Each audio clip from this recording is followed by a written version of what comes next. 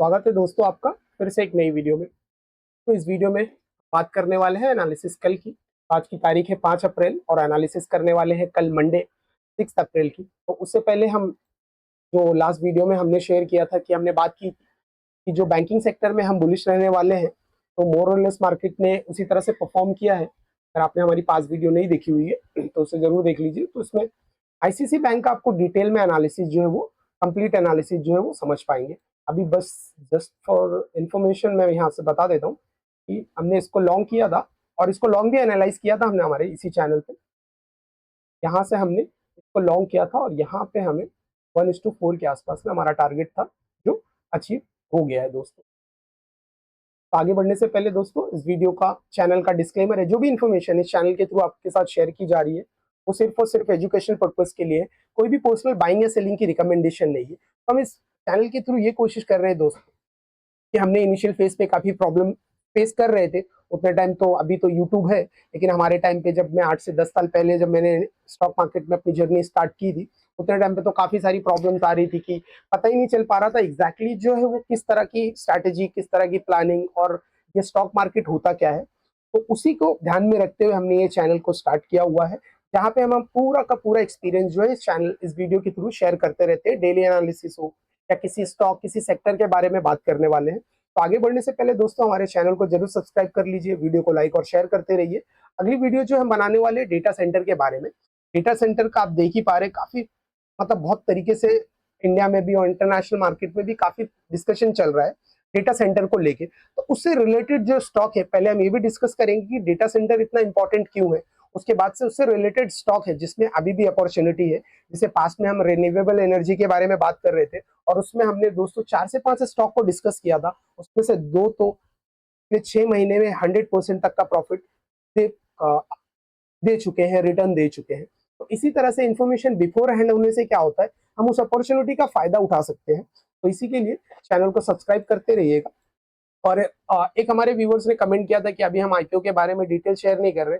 दोस्तों आप देख रहे हैं कि आईपीओ में जो भी आईपीओ की लिस्टिंग हो रही है वो आप देख रहे हैं डिस्काउंटेड प्राइस पे ही हो रही है। सेडेमेक का अगर आप आईपीओ देखेंगे, जिसके हमने वीडियो भी शेयर की थी, उसमें हमने बताया था आपको बहुत मुश्किल होगा अब आईपीओ में प्रीमियम मिलने वाले हैं। 10% के डिस्काउंट पे वो लिस्ट हुआ है दोस्तों। प्रॉब्लम क्या हो जाती है ना दोस्तों, बियर फेस चल रहा है इतने टाइम। कोई भी आईपीओ कितना भी अच्छा हो, भले वो फ्लिपकार्ट का रहने दीजिए या जैसे फोन पे वालों ने तो पोस्टपोन ही कर दिया, वो इसी वजह से क्योंकि अब उनको उतनी वैल्यूएशन मिलेगी नहीं जो बुल मार्केट में उनको वैल्यूएशन मिलती है। फिर भी हमारी कोशिश रहेगी कि हम आईपीओ की वीडियो शेयर करते रहेंगे, लेकिन अब हम आईपीओ में अप्लाई नहीं करने वाले हैं बिल्कुल भी, जब तक मार्केट टर्न अराउंड नहीं हो जाए और एटलीस्ट ईरान और यूएस के बीच में जो टेंशन चल रही है वो एटलीस्ट नॉर्मल हो जाए उसके बाद से। तो आइए आगे बढ़ते हैं और चैनल को सब्सक्राइब करते रहिए। अब हम एनालिसिस को स्टार्ट करते हैं। तो दोस्तों अगर आप अभी यहाँ पे देखेंगे तो मार्केट ने गैप डाउन करके लॉन्ग जाने की कोशिश की है, लेकिन इस वॉर की वजह से टर्बुलेंस मार्केट में काफी आ रहा होगा। तो स्ट्रैटेजी सेम रहेगी जो हर वीडियो में हम शेयर करते हैं। सपोर्ट ब्रेक होने के बाद ही आप लॉन्ग करेंगे और रेजिस्टेंस ब्रेक होने के बाद ही आप शॉर्ट करेंगे। लॉन्ग और शॉर्ट के स्टॉक पे करना है वो अभी हम डिस्कस करने वाले हैं। तो कोई भी पर्सनल बाइंग और सेलिंग की रिकमेंडेशन नहीं है, इस चीज को ध्यान में रखते हुए एनालिसिस को स्टार्ट करते हैं। तो अभी आप देखेंगे इसमें ना, तो स्ट्रक्चर देखेंगे तो इसने लोअर लो लोअर हाई का ही बनाया है, नीचे से लॉन्ग होते हुए ऊपर की तरफ चला गया है। लेकिन प्रॉब्लम यह है कि इसमें ना ही डिलीवरी का ब्रेकआउट आया है और ना ही वॉल्यूम का ब्रेकआउट आया हुआ है। तो अब हमारी स्ट्रेटेजी, हमारी प्लानिंग कैसी रहेगी, स्ट्रेटेजी नहीं कहूंगा दोस्तों, हाइपोथेसिस कैसे बनाते हैं। कल स्टॉक मार्केट में एक व्यू लेके जाना बहुत जरूरी होता है, जिसको टेक्निकल भाषा में हाइपोथेसिस कहते हैं। किस स्टॉक में मैं लॉन्ग करूंगा, इसमें मैं शॉर्ट करूंगा, तभी तो कल आप उसको जाके वेरीफाई करेंगे, इसलिए ये इंपॉर्टेंट हो जाता है। तो अब यहाँ पे आपके सामने ना दोस्तों ये मंथली का चार्ट है और ये क्वार्टरली लेवल भी सेम है। यहाँ से निफ्टी 50 रिजेक्ट होके अंदर की तरफ जा रहा है। अब यहाँ पे वीकली लो से भी रिजेक्ट हुआ है। बस प्रॉब्लम क्या आ रही है रिजेक्ट होने में, वैल्यूम बढ़ा नहीं रहा है, डिलीवरी बढ़ा नहीं रहा है। तो जब तक किसी भी स्टॉक या सेक्टर में डिलीवरी नहीं होगी, लोग इन्वेस्टर डिलीवरी कैरी नहीं कर रहे, तब तक वो मूव सस्टेन नहीं हो पाएगी। हमने लास्ट वीडियो में डिस्कस किया था कि अगर ये हायर हाई भी बनाने की कोशिश कर रहा है, तो अगर आप मैं इसको यहां से ड्रॉ करने की मैं ड्रॉ करके दिखाऊंगा, तो अब आपको पिक्चर परफेक्ट हो जाती है दोस्तों। ये एक सिर्फ और सिर्फ रिट्रेसमेंट होने वाला है। तो अगर आप देखेंगे तो वीकली रेजिस्टेंस यहाँ के आसपास में है। अगर वीकली रेजिस्टेंस के नीचे ही ओपन होता है, वीकली लेवल के नीचे ही होता है, तो हम जो शॉर्टिंग की तरफ जाने वाले हैं, अगर ये ह्यूज गैप डाउन होकर यहाँ पे ओपन होता है तो हम लॉन्ग के बारे में सोच सकते हैं। ठीक है दोस्तों, अब आइए आगे बढ़ते हैं और स्टॉक पे जाते हैं। स्टॉक पे जाने से पहले निफ्टी बैंक को भी ले लेते हैं। सेम स्ट्रैटेजी है दोस्तों, सेम प्लानिंग है, हाइपोथेसिस सेम रहने वाला है। क्या है, वॉर के वजह से हम क्या कर रहे हैं, डुअल साइडेड का हाइपोथेसिस बना के चल रहे हैं, क्योंकि कल मार्केट में नाइट में किसने किसके ऊपर बम फोड़ा ये हमें अभी पता नहीं है, लेकिन मॉर्निंग में तो हमें पता चल जाता है गैप अप और गैप डाउन से। तो उस हिसाब से हम हमारे स्टॉक को कॉन्फर्मेशन लेके ट्रेड करने की प्लानिंग करने वाले हैं। तो अभी आप देखेंगे ना, तो अगर इसमें भी एक्चुअल में अगर बाइंग हुई है, जो कि नहीं हुई है क्योंकि वॉल्यूम और डिलीवरी का ब्रेकआउट नहीं हुआ, एक्चुअल में अगर बाइंग है, मार्केट में कोई पॉजिटिव अगर मॉर्निंग तक आ जाती है, तो फिर इसको रेजिस्टेंस के ऊपर ही खोलना चाहिए ना, ओपन होना चाहिए, तभी तो हम मानेंगे कि स्ट्रांग है। रेजिस्टेंस के ऊपर ओपन होकर इस तरह से रेजिस्टेंस को नीचे ब्रेक करके ऊपर की तरफ में जो है लॉन्ग होने की प्लानिंग करने वाला है। लेकिन अगर ये यहाँ पर ही कहीं ओपन होता है, फिर ये रेजिस्टेंस को ब्रेक करके नीचे आने की कोशिश करता है अंदर, तो इसका मतलब फिर ये हाई बना चुका है, अब डे का लो बनाने जा रहा है, तो हम शॉर्ट की तरफ में प्लानिंग करने वाले हैं। अब आइए स्टॉक देखते हैं। हमारे पास बजाज फिनसर्व जो रहेगा वो हम इसमें लॉन्ग व्यू रख रहे हैं। अगेन कोई भी पर्सनल बाइंग या सेलिंग की रिकमेंडेशन नहीं है, मैं अपना एक्सपीरियंस जो है, मैं मेरी टीम हमारा एक्सपीरियंस शेयर कर रही है talk talk by two brothers इस चैनल पे। तो यहाँ पे अगर आप देखेंगे ना, तो इसने अच्छे खासे डिलीवरी और वॉल्यूम का ब्रेकआउट भी लाया है, लेकिन प्रॉब्लम ये है कि लो के अंदर पे क्लोजिंग नहीं है। तो अगर यहाँ पे ओपनिंग देता है तो हमें स्ट्रॉन्ग कंसिडर करके स्ट्रॉन्ग की कॉन्फर्मेशन लेके इस तरह से इसको रेजिस्टेंस तक ट्रेड करने की प्लान करने वाले, क्योंकि इसका स्ट्रॉन्ग रेजिस्टेंस जो है यहाँ पे है, तो यहाँ तक का ये रिट्रेसमेंट आ सकता है। तो हम क्या करेंगे, निफ्टी 50 अगर रिट्रेस करता है तो स्टॉक भी रिट्रेस करेंगे, तो उसमें हम लॉन्ग एक ट्रेड, छोटा सा ट्रेड प्लान करके हम हमारा प्रॉफिट या लॉस बुक कर सकते हैं। तो इसकी ओपनिंग पे डिपेंड करता है दोस्तों, ये ओपन कहाँ पे करता है, उसके बाद से यहाँ से रेजिस्टेंसेस हम इसको, वैसे तो ओपन करके अगर ये करे तो हमारे लिए बेहतर है, फिर हमें इजिली इसको लॉन्ग कर पाएंगे 1:4 के लिए। अगर ये शॉर्ट होता है तो हम इसे इग्नोर कर देंगे, क्योंकि शॉर्ट के लिए हमने दूसरे स्टॉक में हाइपोथेसिस बना के रखा हुआ। अब अगला जो है दोस्तों कोटक बैंक है। कोटक बैंक हमने पास्ट में भी बात की थी और बेहतरीन इसमें ट्रेड था, लेकिन हम एक्चुअली आईसीआईसी को ट्रेड कर रहे थे।